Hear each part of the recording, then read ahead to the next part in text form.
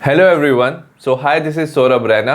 इस वीडियो में हम बात करेंगे क्लास 12th ऑर्गेनिक केमिस्ट्री के रीजनिंग क्वेश्चंस के बारे में। सबसे पहले हम बात करेंगे जो हमारा चैप्टर नंबर 1 है ऑर्गेनिक केमिस्ट्री का, which is haloalkanes and hello arenes.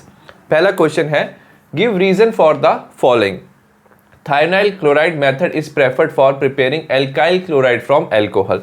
याद रखना, अगर आपके पास क्या है, अल्कोहल है, और अगर आप प्रिपेयर करना चाहते हो एल्काइल क्लोराइड, तो थायनाइल क्लोराइड ही बेस्ट मेथड है। ऐसा क्यों है? क्योंकि जब आप रिएक्ट करते हो थायनाइल क्लोराइड को अल्कोहल के साथ in presence of pyridine, alkyl chloride तो बनता है, बट इसके साथ क्या होता है, दो गैसेस रिलीज होती है। ठीक है, so in this reaction along with the alkyl halide, मतलब alkyl chloride, SO2 and HCl gas release होती है।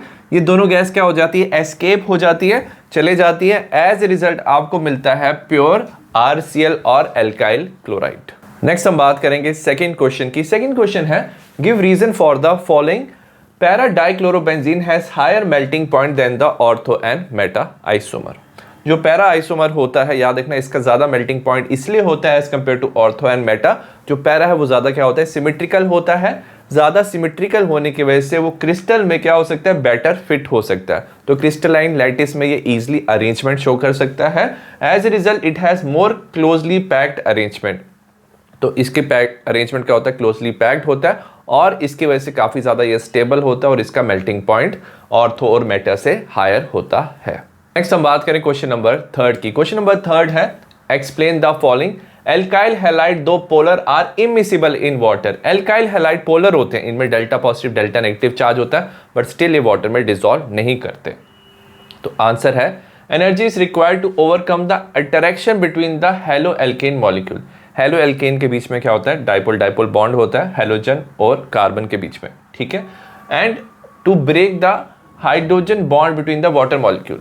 तो एनर्जी चाहिए, ये वाला बॉन्ड पहले, अगर इन दोनों इसको इसमें डिसॉल्व करना है ना, तो पहले आपको ये क्या करना पड़ता है, बॉन्ड ब्रेक करना पड़ता है। बट प्रॉब्लम क्या है, ये जो बॉन्ड की एनर्जी काफी ज्यादा क्या है, हाई है, as compare to the energy release by water halide interaction.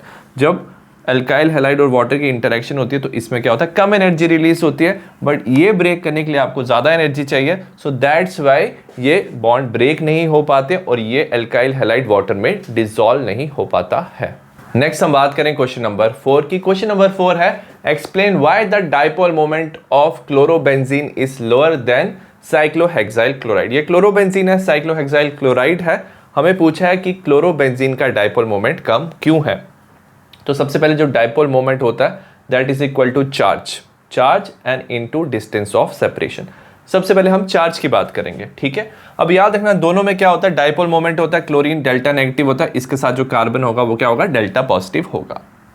ठीक है, अब क्लोरोबेंजीन की बात करेंगे, यहाँ पे क्या डबल बॉन्ड है, तो ये हो जाएगा sp2, ये sp3। sp2 होने की वजह से ये क्या, इसमें s कैरेक्टर ज्यादा होगा, ये ज्यादा इलेक्ट्रोनेगेटिव होगा। ठीक है, तो ये कार्बन ज्यादा इलेक्ट्रोनेगेटिव है, कम इलेक्ट्रोनेगेटिव है।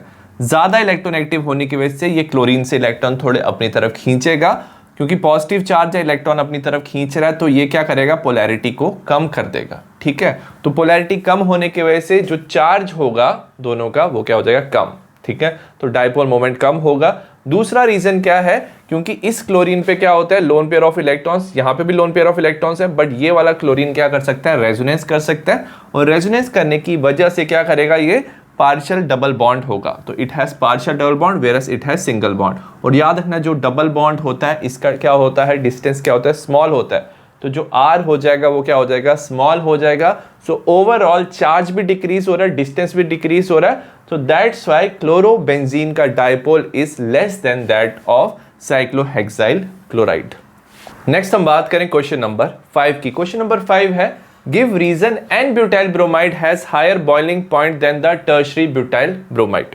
ठीक है, याद रखना, n butyl bromide straight chain होता है, टर्शरी ब्यूटाइल ब्रोमाइड जो होता है इसमें क्या होता है, ब्रांचिंग होता है।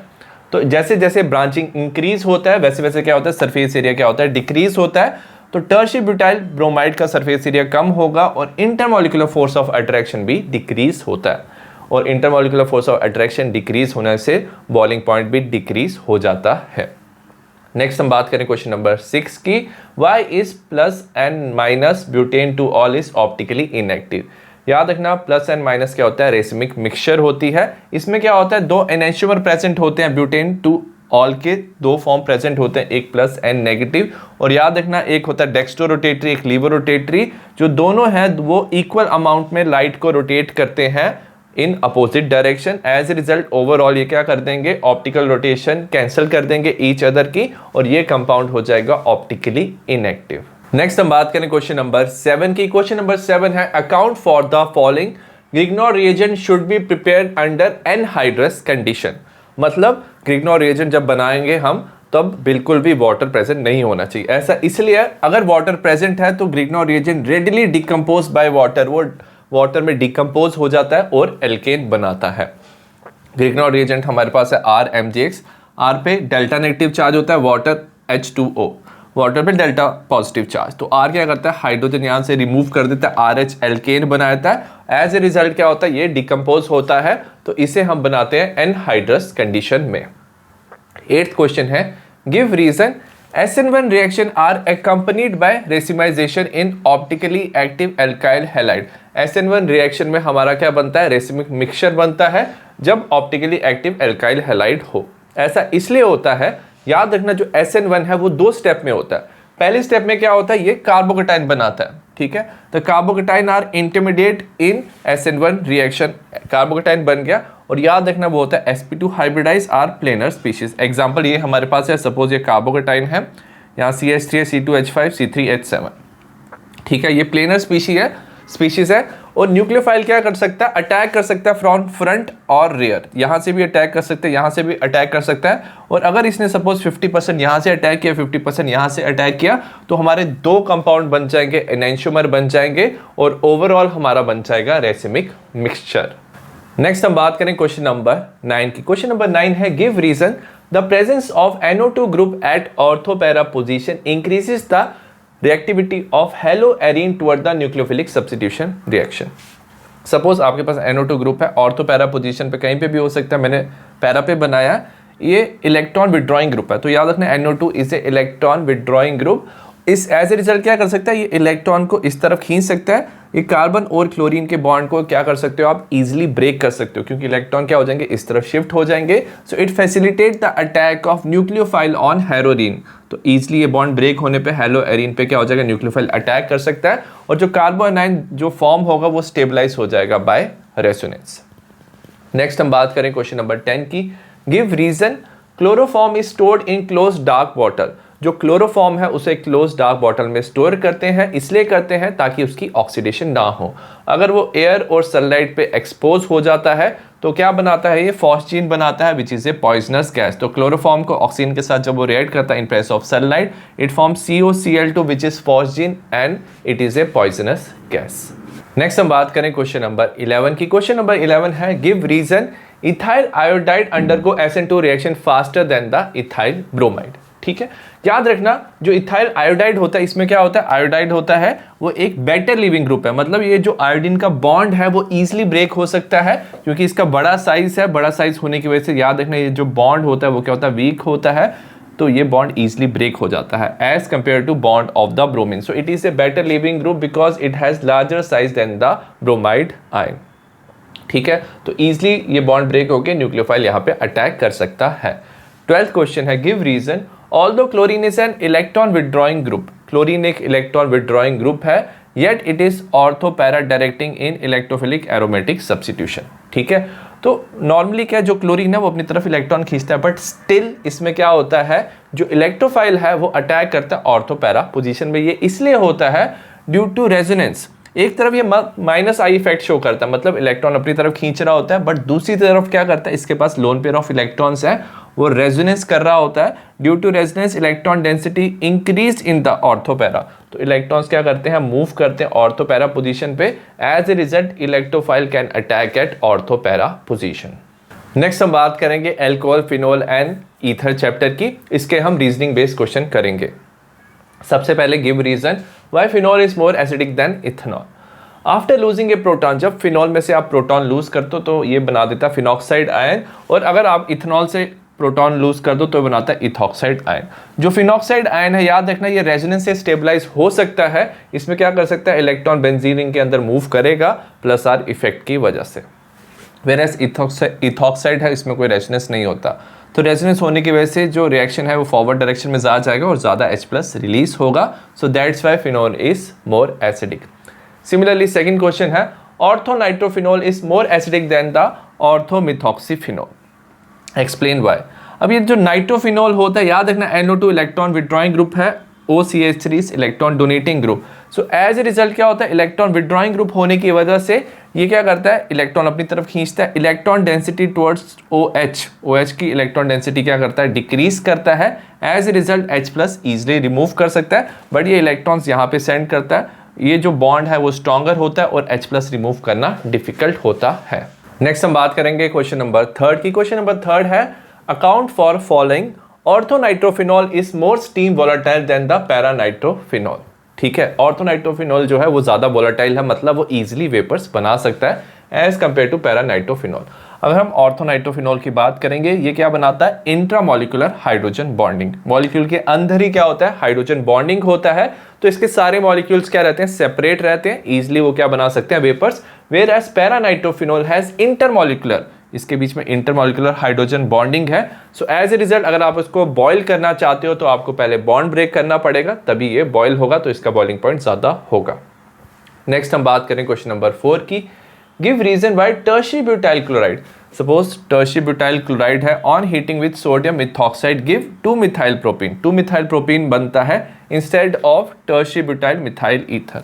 नॉर्मली विलियमसन सिंथेसिस में क्या बनता है, आपका ईथर बनता है, ठीक है। बट अगर आपने क्या लिया है, एल्काइल हैलाइड टर्शियरी ले लिया है, सपोज न्यूक्लियोफाइल कहाँ अटैच करना चाहता है, कार्बन पे, बट आपने टर्शियरी एल्काइल हैलाइड ले लिया, तो क्या होता है, इसमें काफ़ी ज़्यादा स्टेरिक हिंड्रेंस होती है, तो ये O नेगेटिव न्यूक्लियोफाइल इस कार्बन पे जुड़ नहीं पाता है, तो न्यूक्लियोफिलिक सब्स्टिट्यूशन पॉसिबल नहीं है। तो यहाँ पे क्या होता है, CH3O नेगेटिव यहाँ पे बेस की तरह काम करता है, ठीक है। तो वो क्या करता है, यहाँ कार्बन पे तो जुड़ नहीं सकता, बट साथ वाले कार्बन से हाइड्रोजन वो रिमूव कर लेता है, ठीक है। तो हमारा बन जाता है CH3OH, यहाँ से हाइड्रोजन इलेक्ट्रॉन यहाँ पे शिफ्ट होते हैं, यहाँ से Cl को रिमूव कर देता है और हमारा बना देता है एल्कीन, ठीक है। तो ये बेस की तरह काम करता है और ये एलिमिनेशन करता है जब आपके पास क्या है, सेकेंडरी या टर्शियरी एल्काइल हैलाइड। अगर प्राइमरी एल्काइल हैलाइड होता तो आपका ईथर बनता।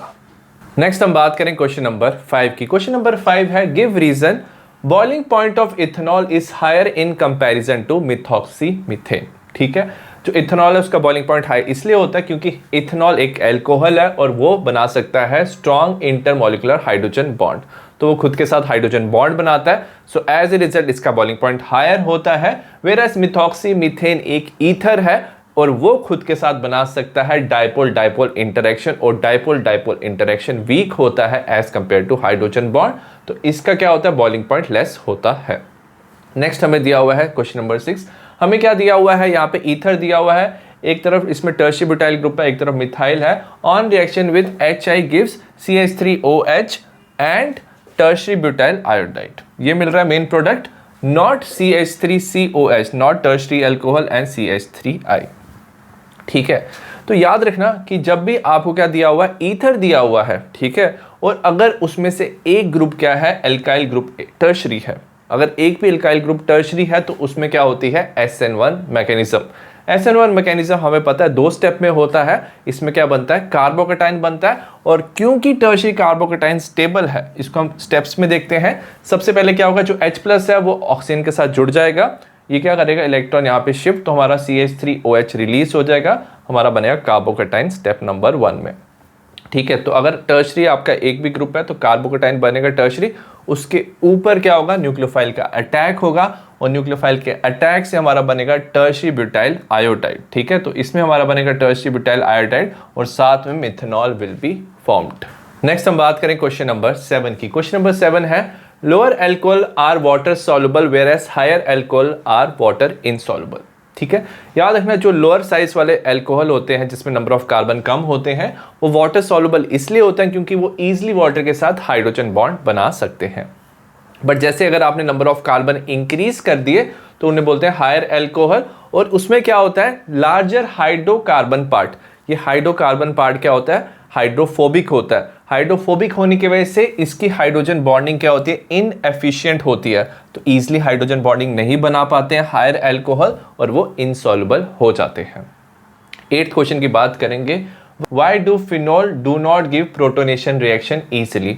जो एल्कोहल होते हैं उसमें जो ऑक्सीजन होता है वो ईजिली H+ एक्सेप्ट कर सकता है, बट जो फिनोल का ऑक्सीजन है वो H+ एक्सेप्ट नहीं करता, मतलब वो प्रोटोनेशन नहीं शो करता है। तो lone pair of electrons on the oxygen atom are delocalised. तो फिनोल का जो ऑक्सीजन होता है, इसके जो लोन पेयर ऑफ इलेक्ट्रॉन्स है वो क्या करते हैं, बेंजीन रिंग में मूव करते हैं, वो डीलोकलाइज हो जाते हैं, तो वो इजीली अवेलेबल नहीं होते प्रोटोनेशन के, तो प्रोटॉन इजीली इस ऑक्सीजन पे अटैच नहीं कर पाता है। नेक्स्ट हम बात करें क्वेश्चन नंबर 9 की। Out of 2 chloro ethanol and ethanol which is more acidic and why? तो याद रखना 2 क्लोरो इथेनॉल ज्यादा एसिडिक होता है। ये इसलिए होता है because of -I effect of chlorine atom. तो इसमें क्लोरीन अटैच होता है 2 क्लोरो इथेनॉल में, वो क्या करता है, इलेक्ट्रॉन डेंसिटी अपनी तरफ खींचता है, तो electron density in the OH decrease होती है और एसिडिक स्ट्रेंथ इंक्रीज, तो ये बॉन्ड इजीली ब्रेक हो सकता है। So that's why 2 chloro ethanol because of -I effect ज्यादा एसिडिक होता है इथेनॉल से। क्वेश्चन नंबर 10 है, the COH bond in alcohol is slightly less than the tetrahedral angle of 109.5 degree. ठीक है, तो याद रखना जो एंगल होता है एल्कोहल में COH का वो कम इसलिए हो जाता है क्योंकि इसमें 2 लोन पेयर ऑफ इलेक्ट्रॉन्स हैं, वो रिपल्शन कॉज करते हैं। तो due to repulsion between unshared electrons और लोन पेयर ऑफ इलेक्ट्रॉन्स, तो रिपल्शन होने की वजह से याद रखना ये बॉन्ड एंगल स्मॉलर हो जाता है as compare to tetrahedral angle. Next हम बात करें क्वेश्चन नंबर 11 की। In Kolbe's reaction instead of phenol phenoxide is treated with CO2 and why? ठीक है, तो कोल्ब्स रिएक्शन में फिनोल की जगह हम फिनॉक्साइड के साथ CO2 की रिएक्शन करते हैं। ऐसा इसलिए करते हैं, सबसे पहले हम NaOH के साथ रिएक्ट करते हैं फिनॉल को, हमारा बनता है सोडियम फिनॉक्साइड। ठीक है, जो सोडियम फिनॉक्साइड है याद रखना वो ज्यादा रिएक्टिव होता है towards the electrophilic aromatic substitution than phenol. तो इसमें जो ऑक्सीजन पे जो इलेक्ट्रॉन्स होते हैं वो ज्यादा इलेक्ट्रॉन डेंसिटी इंक्रीज करते हैं ऑर्थो पैरा पोजिशन पे as compare to the phenol. So as a result जो CO2 होता है ना वो वीक इलेक्ट्रोफाइल होता है और इसमें इलेक्ट्रॉन डेंसिटी ज़्यादा होती है, तो वो ईजिली क्या कर सकता है, इलेक्ट्रोफिलिक सब्स्टिट्यूशन कर सकता है phenoxide as compare to the phenol. Next हम बात करेंगे reasoning questions of aldehyde, ketone and carboxylic acid. पहला क्वेश्चन है हमारा, काफी इंपॉर्टेंट क्वेश्चन है ये। Give reason why aldehyde are more reactive than ketone towards the nucleophilic reagent. ठीक है, तो न्यूक्लियोफिलिक जब भी न्यूक्लियोफाइल होता है तो एल्डिहाइड ज्यादा जल्दी रिएक्शन शो करते हैं एज कंपेयर टू कीटोन। ठीक है, सबसे पहले there are 2 bulky alkyl group is present in ketone which hinder approach of nucleophile. तो सपोज न्यूक्लियोफाइल ने अटैक करना है, यहाँ पे 2 R ग्रुप है, यहाँ पे 1 R ग्रुप है, तो यहाँ पे अटैक करना एल्डिहाइड में ईजी होगा। यहाँ पे क्या होगा, स्टेरिक हिंड्रेंस। एल्काइल ग्रुप जो होता है इलेक्ट्रॉन रिच ग्रुप होता है, न्यूक्लियोफाइल को रिपेल करेगा। Next, 2 electron releasing group in ketone. Ketone में क्या होता है, 2 इलेक्ट्रॉन डोनेटिंग ग्रुप होते हैं, यहाँ पे 1 इलेक्ट्रॉन डोनेटिंग ग्रुप होता है। तो ओवरऑल क्या होता है, यहाँ पे पॉजिटिव चार्ज डिक्रीज होता है, यहाँ पे ज्यादा पॉजिटिव चार्ज होता है। तो पॉजिटिव चार्ज डिक्रीज होने की वजह से जो न्यूक्लियोफाइल है वो एल्डिहाइड पे अटैक करता है। नेक्स्ट हम बात करें क्वेश्चन नंबर 2 की। Give reason pH of reaction should be carefully control while preparing ammonia derivative of carbonyl compound. ठीक है, आप अमोनिया डेरिवेटिव बना सकते हो कार्बोनाइल कंपाउंड के साथ। ठीक है, तो उसमें हमें pH को कंट्रोल करना चाहिए। सपोज pH काफी ज्यादा एसिडिक है, मतलब pH कम है, तो H+ की काफी ज्यादा कंसंट्रेशन है। सो एज ए रिजल्ट क्या होता है, अमोनिया डेरिवेटिव रिएक्ट करेंगे H+ के साथ। अमोनिया डेरिवेटिव में क्या होता है, नाइट्रोजन पे लोन पेयर ऑफ इलेक्ट्रॉन्स होते हैं, तो वो H+ एक्सेप्ट कर सकते हैं। और अगर सोल्यूशन ज्यादा बेसिक हो गया तो क्योंकि आप कार्बोनाइल कंपाउंड्स ले रहे हैं, तो कार्बोनाइल जो ग्रुप है उस पे क्या करेगा, OH नेगेटिव अटैक करेगा। सो दैट्स वाई आपको pH कंट्रोल करना पड़ेगा। थर्ड क्वेश्चन है, there are 2 NH2 group in semicarbazide. Semicarbazide को देखेंगे, ये होता है NH2 NHCO NH2, 2 NH2 group है। However only 1 is involved in formation of semi carbazone. तो क्या सेमी कार्बाजोन बनाने में सिर्फ एक ही इन्वॉल्व होता है। ऐसा इसलिए होता है क्योंकि सेमी कार्बाजाइड रेजोनेंस शो कर सकता है। ठीक है, एक जो NH2 है इसके साथ CO ग्रुप है और यहाँ पे जो NH2 है इसके साथ कुछ नहीं है। ठीक है, तो जो NH2 है इसके साथ CO है, ये क्या कर सकता है, इलेक्ट्रॉन यहाँ शिफ्ट कर सकता है, ये इलेक्ट्रॉन यहाँ पे, तो ये वाला NH2 क्या कर सकता है, रेजोनेंस कर सकता है। ठीक है, अब क्या होता है, जो नाइट्रोजन है ना, दोनों के नाइट्रोजन, उन्हें क्या करना है, न्यूक्लियोफिलिक अटैक करना है कार्बोनाइल कार्बन पे। ठीक है, तो इनके पास इलेक्ट्रॉन होने चाहिए, बट यहाँ पे रेजोनेंस करने की वजह से it does not act as a nucleophile, क्योंकि इलेक्ट्रॉन डेंसिटी कम हो चुकी है नाइट्रोजन पे, तो ये कार्बोनाइल कंपाउंड के कार्बन पे अटैक नहीं कर पाएगा, ये वाला कार्बन नाइट्रोजन, बट ये वाला जो नाइट्रोजन है इसकी इलेक्ट्रॉन डेंसिटी क्या है, हाई है, क्योंकि इसके lone pair of electrons available है, so it will do nucleophilic attack on carbonyl group और ये फॉर्म करेगा सेमी कार्बाजोन। तो ये NH2 करेगा और ये वाला NH2 नहीं करेगा। नेक्स्ट हम बात करें क्वेश्चन नंबर 4 की। क्वेश्चन नंबर 4 है account for the following carboxylic acid do not give reaction of carbonyl group. Carbonyl group जो है उसमें इजीली न्यूक्लियोफाइल अटैक कर सकता है, बट कार्बोक्सिलिक एसिड में ऐसा नहीं होता। ऐसा क्यों है? Due to lone pair on oxygen atom attach to hydrogen atom in COH group are involve in resonance. तो क्या होता है, यहाँ पे जो OH का ऑक्सीजन है, ठीक है, ये क्या कर सकता है, इस ऑक्सीजन के साथ रेजोनेंस कर सकता है, ठीक है। और रेजोनेंस करने की वजह से याद रखना इस कार्बन पे जो डेल्टा पॉजिटिव चार्ज होता है, क्योंकि इलेक्ट्रॉन्स यहाँ पे मूव करते हैं तो डेल्टा पॉजिटिव चार्ज क्या होता है, कम होता है। So it makes the carbon less electrophilic. तो ये कार्बन क्या होता है, लेस इलेक्ट्रोफिलिक, बिकॉज इलेक्ट्रॉन की फ्लो की वजह से पॉजिटिव चार्ज कम हो रहा है और न्यूक्लियोफाइल यहाँ पे अटैक नहीं करेगा। नेक्स्ट दिया हुआ है give reason why oxidation of aldehyde is easier than the ketone. अब एल्डिहाइड में क्या होता है, कार्बन के साथ हाइड्रोजन होता है, तो ये वाला जो बॉन्ड है वो इजीली ब्रेक करके आप इसको ऑक्सीडाइज कर सकते हो। सो oxidation of aldehyde involve cleavage of CH bond. ये बॉन्ड ब्रेक करके इजीली ऑक्सीडेशन कर सकते हो। बट अगर आपको कीटोन में ऑक्सीडेशन करना है तो आपको कार्बन कार्बन के बॉन्ड ब्रेक करने पड़ेंगे, जो होते हैं काफी डिफिकल्ट, ठीक है। सो दैट्स वाई जो एल्डिहाइड है वो इजीली ऑक्सीडाइज हो जाते हैं as compare to ketone. Next हम बात करें क्वेश्चन नंबर 6 की। क्वेश्चन नंबर 6 है write reason why benzoic acid does not undergo Friedel Craft reaction. Friedel Craft reaction क्या होता है, हमारा इलेक्ट्रोफिलिक सब्स्टिट्यूशन रिएक्शन होता है, ठीक है। तो बेंजोइक एसिड ये रिएक्शन शो नहीं करते। ऐसा इसलिए होता है क्योंकि इसके पास क्या होता है, COH ग्रुप, और ये ग्रुप होता है इलेक्ट्रॉन विड्रॉइंग। तो बेंजोइक एसिड में COH group electron withdrawing group है, ये शो करता है हमारा -R effect. As a result क्या होता है, इलेक्ट्रॉन अपनी तरफ खींचता है, बेंजीन रिंग पे पॉजिटिव चार्ज आ जाता है, ठीक है। Hence the carboxylic group deactivate benzene ring. तो बेंजीन रिंग में पॉजिटिव चार्ज आने की वजह से जो इलेक्ट्रोफाइल है वो इस पे इजीली अटैक नहीं कर पाता है और फ्रीडल-क्राफ्ट रिएक्शंस ये शो नहीं करेगा। 7th क्वेश्चन है benzaldehyde is less reactive than propanal in nucleophilic addition reaction, ठीक है। तो बेंजल्डिहाइड लेस रिएक्टिव है प्रोपेनल से इन न्यूक्लियोफिलिक एडिशन रिएक्शन। ये ऐसा इसलिए होता है, याद रखना जो कार्बोनाइल कार्बन होता है उस पे क्या होता है, न्यूक्लियोफाइल का अटैक होता है, ठीक है। वेयर एज बेंजल्डिहाइड में क्या होता है, ये जो कार्बन है वो शो करता है रेजोनेंस। वो क्या कर सकता है, बेंजीन रिंग से इलेक्ट्रॉन अपनी तरफ लेता है, इसमें रेजोनेंस होती है। रेजोनेंस की वजह से जो कार्बन का पॉजिटिव चार्ज है वो क्या होता है, कम हो जाता है, क्योंकि इलेक्ट्रॉन विड्रॉ कर रहा है रेजोनेंस से। So in benzaldehyde the polarity of carbonyl carbon decreases due to resonance. तो पोलैरिटी डिक्रीज हो रही है और कार्बन बन रहा है लेस इलेक्ट्रोफिलिक। तो कार्बन में पॉजिटिव चार्ज कम हो रहा है as compare to propanal. Propanal में ज्यादा पॉजिटिव चार्ज होगा as compare to benzaldehyde. So propanal easily nucleophilic addition reaction show करेगा। नेक्स्ट हम बात करें क्वेश्चन नंबर 8 की। क्वेश्चन नंबर 8 है give reason why electrophilic substitution in benzoic acid take place at the meta position. जो electrophile है वो Meta position पे क्यों अटैक करता है इन बेंजोइक एसिड। याद रखना बेंजोइक एसिड में क्या होता है, कार्बोक्सिलिक ग्रुप होता है, COH ग्रुप होता है, ठीक है। और ये क्या करता है, it decrease electron density at ortho and para position. ये क्या शो करता है, -R इफेक्ट, इलेक्ट्रॉन्स अपनी तरफ विड्रॉ करता है, तो बेंजीन रिंग पे ऑर्थो पैरा पोजीशन पे पॉजिटिव चार्ज आ जाता है। सो एज ए रिजल्ट जो इलेक्ट्रोफाइल है वो सिर्फ कहां पे अटैक कर सकता है, मेटा पोजीशन पे, क्योंकि ऑर्थो पैरा से उसको रिपल्शन मिलेगा, ठीक है। 9th क्वेश्चन है four nitrobenzoic acid is stronger acid than the benzoic acid, ठीक है।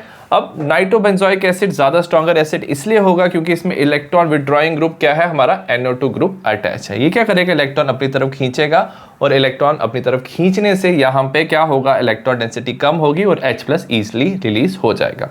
So it increasing acidity of benzoic acid by removing electron density from the carboxylate anion। So suppose इसने H+ remove कर दिया तो यहाँ पे जो नेगेटिव चार्ज है इसको अपनी तरफ विड्रॉ करके जो कार्बोक्सिलेट एनायन है इसे स्टेबलाइज हो जाता है, क्योंकि ये इसका चार्ज अपनी तरफ खींचता है।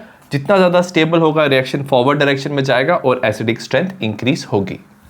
नेक्स्ट हम बात करें क्वेश्चन नंबर 10 की। क्वेश्चन नंबर 10 है give reason why carboxylic acid has higher boiling point than aldehyde ketone and alcohol of comparable molecular mass. ठीक है, याद रखना एल्कोहल में तो क्या होता है, हाइड्रोजन बॉन्डिंग होता है, एल्डिहाइड कीटोन में डाइपोल डाइपोल बॉन्ड होता है, बट स्टिल कार्बोक्सिलिक एसिड का हायर बॉइलिंग पॉइंट होता है। वो इसलिए होता है क्योंकि इसमें होती है एक्सटेंसिव हाइड्रोजन बॉन्डिंग, इसमें काफी ज्यादा स्ट्रॉन्ग हाइड्रोजन बॉन्डिंग होती है और दे वेपर फेस में भी क्या करते हैं, हाइड्रोजन बॉन्ड बना सकते हैं और वो डायमर की फॉर्म में एग्जिस्ट करते हैं, मतलब वेपर में भी दो मॉलिक्यूल्स हाइड्रोजन बॉन्ड से जुड़े होते हैं। तो स्ट्रॉन्ग हाइड्रोजन बॉन्ड की वजह से कार्बोक्सिलिक एसिड का हायर बॉइलिंग पॉइंट होता है।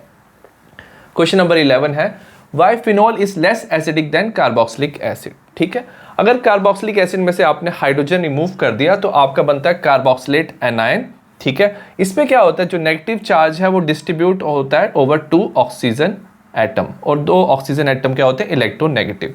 फिनॉक्साइड में क्या होता है, जो नेगेटिव चार्ज है वो डिस्ट्रीब्यूट हो रहा है, अगर आप देखोगे जो नेगेटिव चार्ज है वो ऑक्सीजन और कार्बन पे मूव कर रहा है, बट कार्बन जो होते हैं वो इलेक्ट्रोनेगेटिव नहीं होते, ऑक्सीजन ही इलेक्ट्रोनेगेटिव होता है। तो यहाँ पे सिर्फ एक इलेक्ट्रोनेगेटिव ऑक्सीजन है, यहाँ पे 2।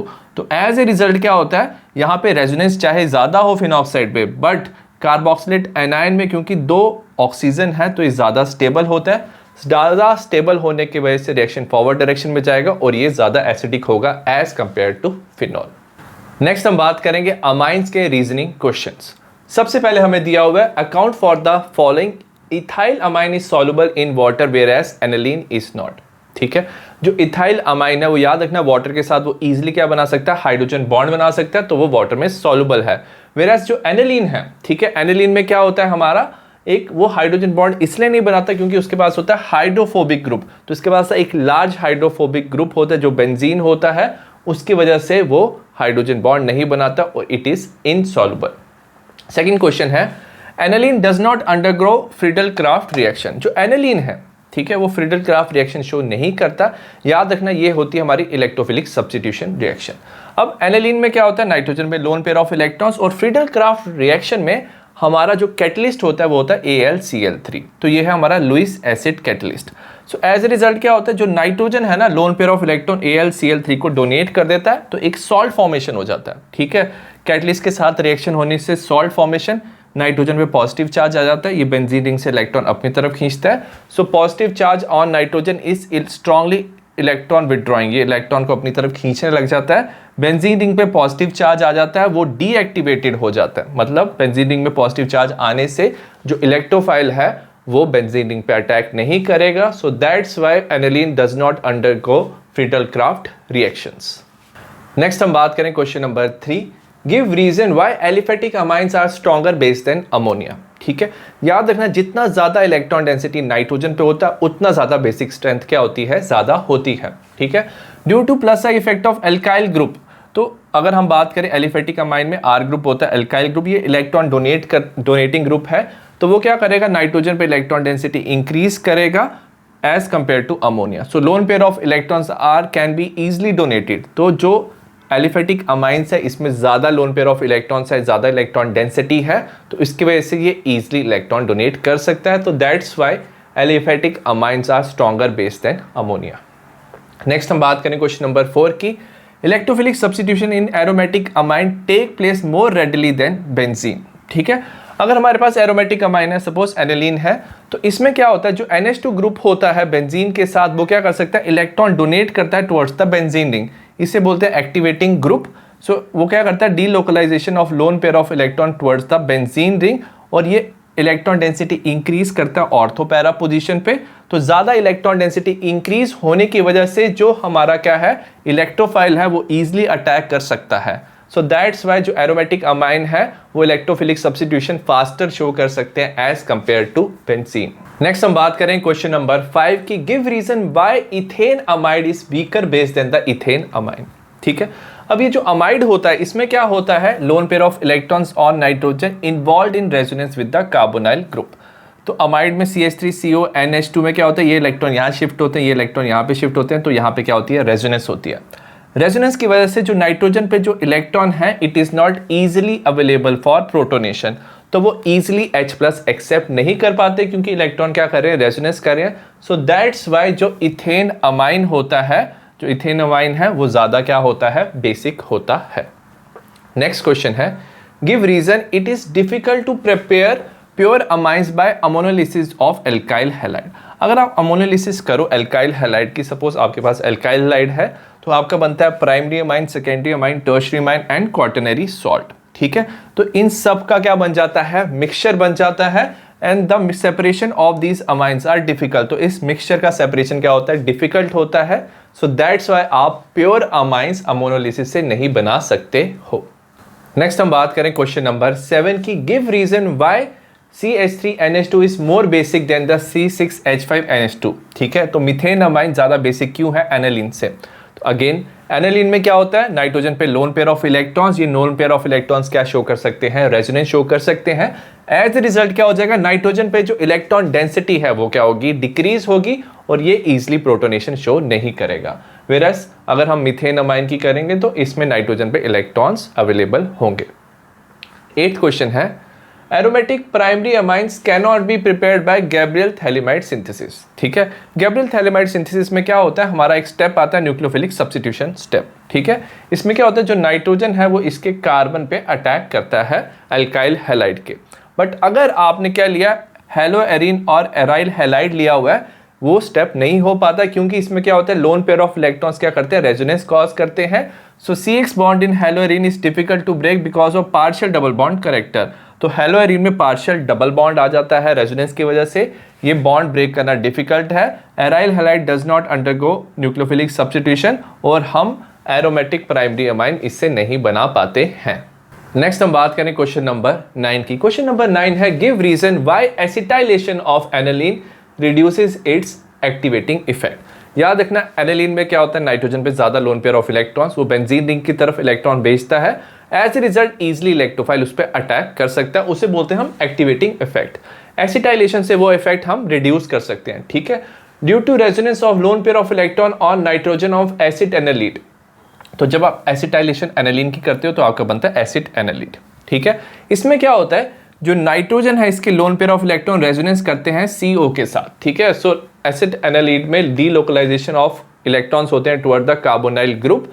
एज ए रिजल्ट क्या होता है, जो इलेक्ट्रॉन्स हैं वो लेस अवेलेबल होते हैं to donation to the benzene ring. तो बेंजीन रिंग की तरफ क्या होते हैं, कम इलेक्ट्रॉन जाते हैं, क्योंकि ये इसके साथ क्या कर रहा होता है, रेजोनेंस कर रहा होता है। और जब कम इलेक्ट्रॉन बेंजीन रिंग की तरफ जाते हैं तो इसका एक्टिवेटिंग इफेक्ट और जो नेगेटिव चार्ज मूव कर रहा है वो कम हो जाता है। नेक्स्ट हम बात करें क्वेश्चन नंबर 10 की। क्वेश्चन नंबर 10 है, give reason although NH2 is a ortho para directing group. जो NH2 ग्रुप है वो ऑर्थोपैरा डायरेक्टिंग है, वो इलेक्ट्रॉन डेंसिटी ऑर्थोपैरा पोजीशन पे इंक्रीज करता है। येट एनालिन और नाइट्रेशन, जब आप नाइट्रेशन करते हो तो आपको मिलता है मेटा नाइट्रो एनालिन इन सिग्निफिकेंट अमाउंट। ऐसा इसलिए होता है क्योंकि जो नाइट्रेशन होती है, ठीक है, नाइट्रेशन पे क्या होता है, हमारा एसिडिक मीडियम H+ होता है। तो एनालिन क्या कर सकता है, H+ एक्सेप्ट कर सकता है। जब वो H+ एक्सेप्ट कर लेता है तो वो बनाता है एनालिनियम आयन, मतलब NH3+। और ये जो एनालिनियम आयन है, बिकॉज ऑफ पॉजिटिव चार्ज ये इलेक्ट्रॉन अपनी तरफ खींचता है, ये इलेक्ट्रॉन विड्रॉइंग ग्रुप हो जाता है। एज ए रिजल्ट क्या होता है, ऑर्थोपैरा पोजीशन पे पॉजिटिव चार्ज आ जाता है और ये मेटा डायरेक्टिंग बन जाता है। मेटा डायरेक्टिंग बनने की वजह से जो NO2 है वो मेटा पोजीशन पे अटैच होगा और हमारा बन जाएगा मेटा नाइट्रो एनालिन। नेक्स्ट हम बात करें क्वेश्चन नंबर 11 की। हमें दिया हुआ CH3 twice NH, secondary amine दिया हुआ, it is more basic than the tertiary amine in aqueous solution. याद रखना, सेकेंडरी अमाइन टर्शियरी अमाइन से ज्यादा बेसिक इसलिए होता है because of combination of factor, जैसे inductive effect. Inductive effect tertiary में ज्यादा होता है, सेकेंडरी में कम होता है देन प्राइमरी में। सॉल्वेशन इफेक्ट प्राइमरी में ज्यादा होता है than secondary than tertiary. Steric hindrance primary, इसकी वजह से प्राइमरी ज्यादा बेसिक होता है, सेकेंडरी देन टर्शियरी। अगर आप ये सारे ओवरऑल इफेक्ट देखोगे तो सेकेंडरी अमाइन टर्शियरी अमाइन से ज्यादा बेसिक होती है। आई होप आपको ऑर्गेनिक के रीजनिंग क्वेश्चन समझ आए हो। सिमिलर टाइप ऑफ ऑर्गेनिक के वीडियो मैंने बनाए हैं, आपको डिस्क्रिप्शन में लिंक मिल जाएगा। See you in the next video, bye.